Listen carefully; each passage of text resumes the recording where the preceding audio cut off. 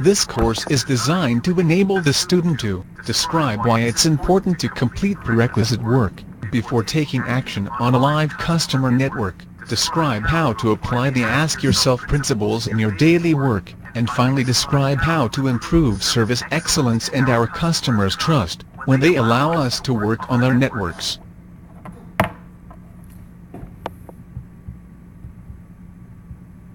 The following is the agenda for this course. We'll begin by reviewing our purpose statement, followed by a review of protecting our customers' networks and the objective, to get it right first time. Then, we'll go over the leading causes of procedural outages. Next, we'll describe some real examples of human errors that caused procedural outages. We'll also cover some guidelines to avoid procedural outages and teamwork encouragement for best-in-class services. Then we'll cover the 10 Ask Yourself principles that we should utilize when supporting any customer network. The conclusion and key takeaways will be followed by a 10-question quiz. You must pass this quiz with 80% in order to pass and get credit for completing this course. Use common processes and principles when interacting with our customer networks to eliminate procedural errors that can lead to a multitude of quality problems, up to and including partial or full network outages. Outages may cause a loss of revenue for our customers, and jeopardize their confidence in Nokia. We are professionals and must execute right first time always. So how do we protect our customers' networks?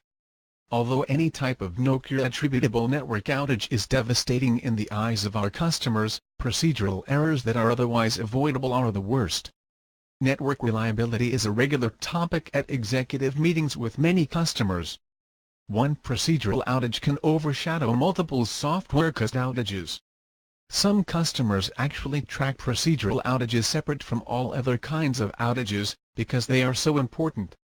Minimizing procedural outages is the most fundamental thing we can do to maintain a trusting relationship with our customers. Just as we must safeguard the data on our customers' networks, we must also protect network reliability. Our customers trust us when they allow us as a company to take actions in their network, and we need to honor and earn that trust through integrity. This only comes from doing everything we can to eliminate process and execution issues. Our company's and our individual success depends on our ability to deliver successful outcomes every time. To achieve this, managers must lead with zero tolerance for failure and ensure assigning people with the appropriate skills to critical tasks. Required tools are available. Performing root cause analysis for any execution failures, lessons learned, and corrective actions that are taken to prevent recurrence. Robust processes which eliminate room for error are in place and followed. It's every employee's responsibility to identify potential deficiencies in tools, processes, skills, deployment plans, etc., and to either fix these directly or highlight them to management to resolve before the work is scheduled to begin. Main leading causes of procedural errors. 1. MOP or method of procedure not followed. The MOP is a step-by-step method of procedure leading to a complete and successful installation. When in doubt, consult. Increasing risk occurs when the MOP is not fully reviewed and understood prior to the job being followed. Do not take shortcuts in the field. 2. MOP incorrect. MOPs being created should be reviewed and tested thoroughly for all possible conditions prior to being released. When following a MOP, if something does not look right, stop and consult before proceeding. 3. Human error miscellaneous. We are humans and errors can happen. By following correct MOPs and being careful in each step, click, drag, execute, etc., we can eliminate these human errors. Remember the goal, right first time. For non-compliance with MOP, experience results to go into autopilot when executing repetitive tasks. It is vital to ask yourself whether executing an alternative action, or in an alternative order not specified by the MOP, invokes unnecessary risk for the operation. If there is any doubt, the MOP has precedence. Here are some examples of human errors contributing to procedural outages. Attention to detail and adherence to MOPs could have prevented these errors. Transposition type errors. In the documentation you see 151-158 but input 51-58 instead. Or, cable terminations given are A10 and B10 but you find and use A1 and B1. Look twice to assure correct assignments are made. Pre-checks and post-checks. Failure to verify that synchronization has occurred. Verify that your actions have completed correctly before proceeding. Don't assume everything went okay, check the output log file for error messages. Cutting and pasting. Used to save time with inputting IPs and such. However, white spaces can get picked up. Verify white spaces or unseen special characters do not exist when cutting and pasting. Discrepancy between MOP and site conditions. Stop immediately. Contact those who can give corrected actions before proceeding. Swapping fibers.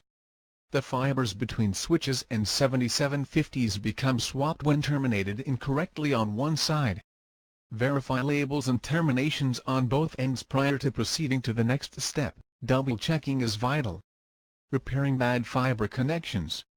A connector has a bad connection but while trying to fix it you bump a live connection and cause a loss of service. Exercise caution and patience when making connection repairs or schedule a maintenance window to make the repair so that live service is not affected. Human errors contributing to procedural outages. Training cannot prevent mistakes caused by inattention. Awareness. Absolute before execute, review each move, mouse click, etc. prior to hitting the enter key or executing a function. Be 100% sure of what you are going to do. Fatigue. Perform your job best by being mentally prepared. Assure yourself of the proper rest prior to the beginning of your shift. Know your tasks, evaluate and fully understand the MOP prior to task start so there are no questions about your mission. Ensure you also understand the risk involved with each stage of the operation. Some actions have potentially fatal consequences. Know what they are. Second set of eyes. When possible, have a second set of eyes review what is about to be executed prior to execution. Maintain allowable workload. The workload should be manageable. Better safe than sorry. Don't allow customers to push us into a risky position. Here are some good guidelines for avoiding procedural outages. Before taking any actions on a live network, have a written MOP for actions you are going to take. Ensure MOP is recent updated, and has been reviewed and authorized for accuracy and level of risk by appropriate authorities in customer and Nokia organizations. Review the MOP completely.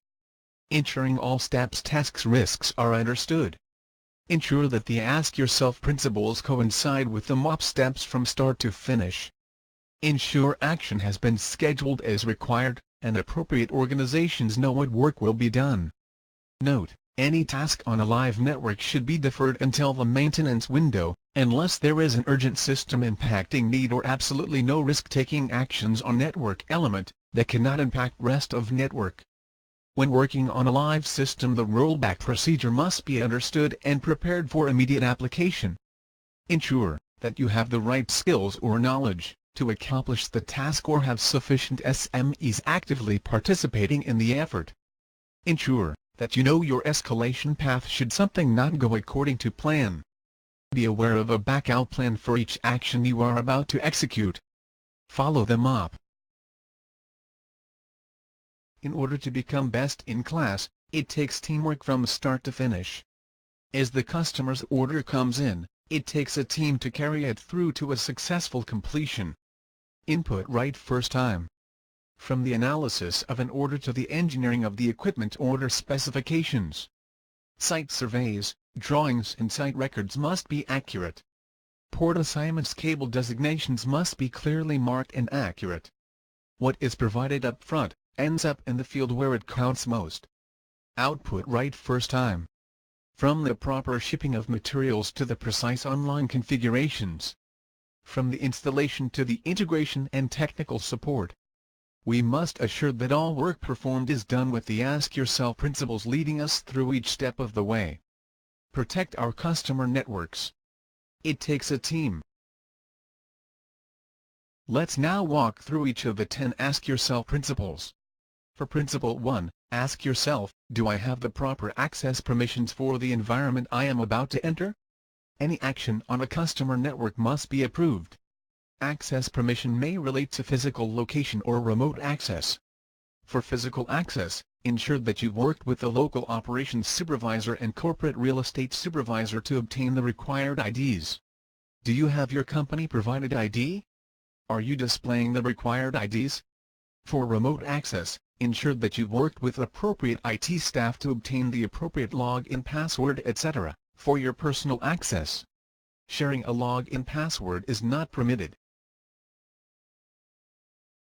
For Principle 2, ask yourself, do I know why I'm doing this work? Ensure the reason is more than just a directive from my supervisor.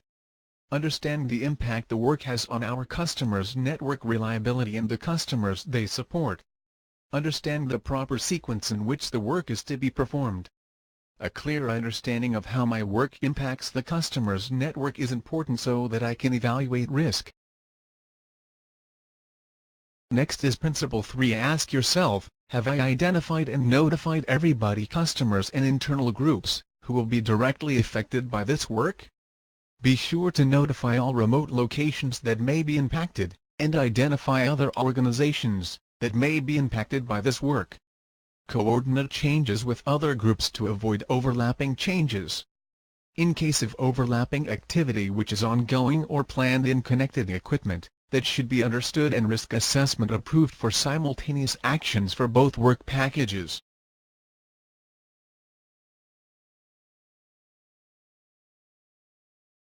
For Principle 4, ask yourself, can I prevent or control service failures?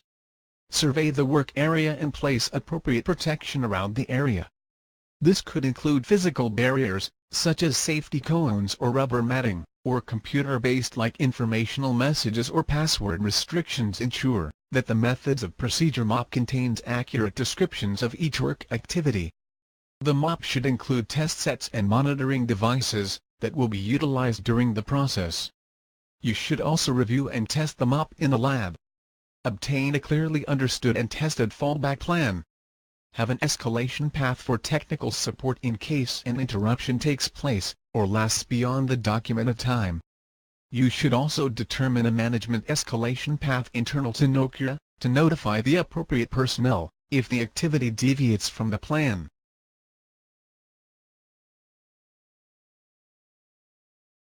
Principle 5, ask yourself, isn't this the right time to do this work? Make sure that you anticipate customer impact of possible network failure. Provide for improved communication of network events. Ensure scheduled work meets maintenance window requirements. Ensure technical support resources are available. Ensure the MOPs are shared with all applicable teams. For Principle 6, ask yourself, am I trained and qualified to do this work? If you're not qualified to do the work, stop. Contact someone who is qualified, or get training so that you are qualified. Ensure that you feel comfortable that the formal training you have received or your prior experience will support the work you will be doing. Perform a procedural review of the technical documentation to assure a solid understanding of the work to be performed. What if I do not understand the work to be performed or lack the necessary training to complete the tasks? Talk with your supervisor. Obtain the necessary training. Work with a mentor as a validation of your readiness.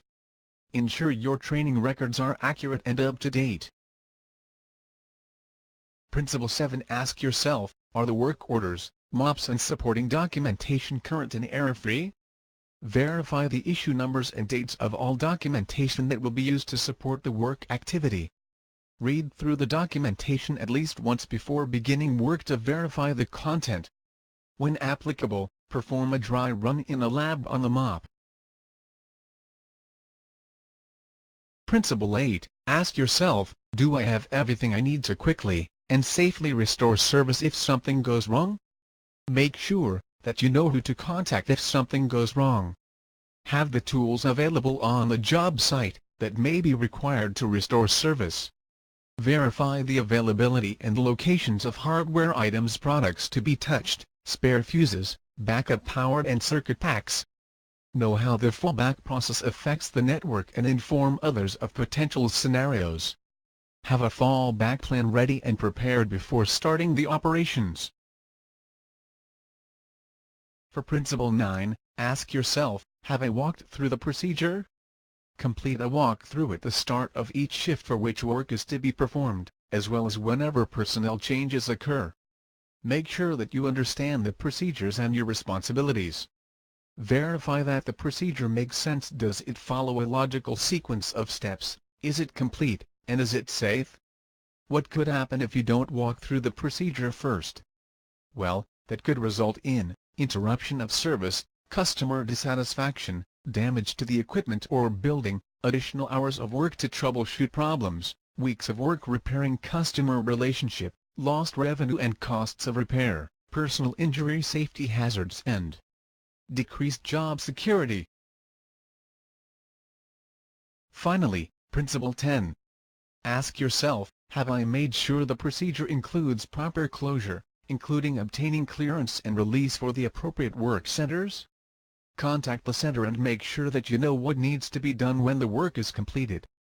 Gather any tools needed to close the work. Check to see if you need access to a special system to do this, or if you'll need to contact someone else for support. Check to see if post-checks are available.